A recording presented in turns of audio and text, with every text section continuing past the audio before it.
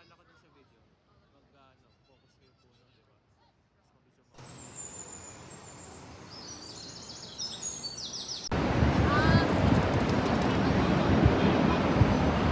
Land is one of the essential environmental reservoirs in all of life's history. The importance of the rock and the soil under our feet cannot be understated, as it has been the bedrock of human civilization through its continued exploitation and as the recently development. This is where the forest grows, animals thrive, and where 86% of the biomass exists.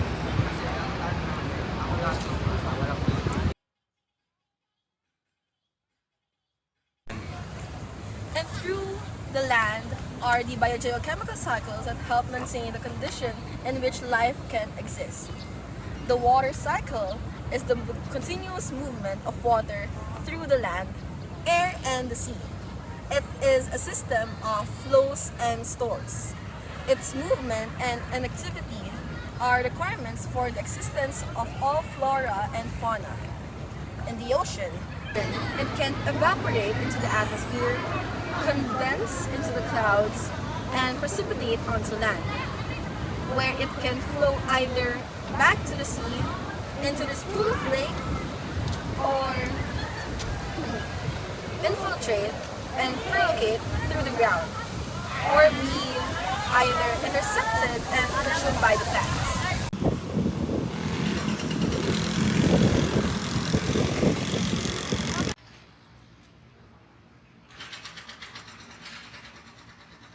In environmental science, steady state is a term to describe a system in which there are no more changes over the long term, where both input and output stays the same.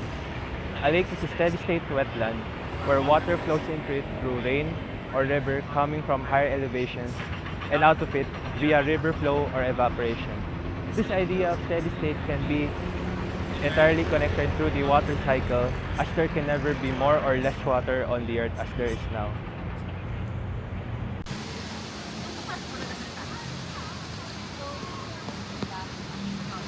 Natural features such as wetlands help protect against storm surges and flooding. They act as sponges that trap and slowly absorb surface water, while also being centers for biodiversity and full of economic opportunity.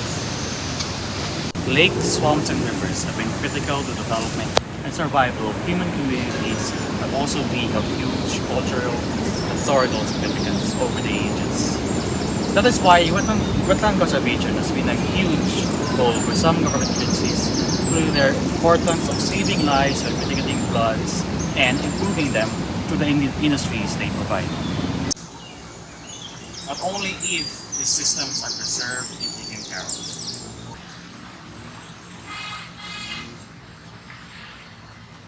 Indeed, there have been many attempts to further protect these species by introducing a national wetland policy, SBN 2036.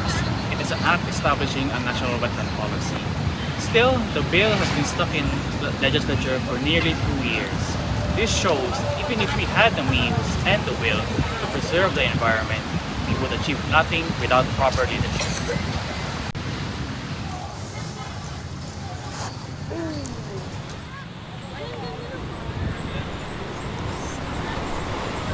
In chemistry, the Chatelier's principle states that if a dynamic equilibrium is distributed by changing the condition, the position of equilibrium shifts to counteract the change to reestablish equilibrium.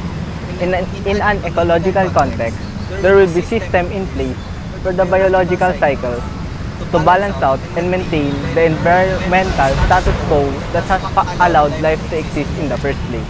Yet, the Chatelier's principle is unlikely to apply to the climate, evidenced by rising carbon dioxide and sea level.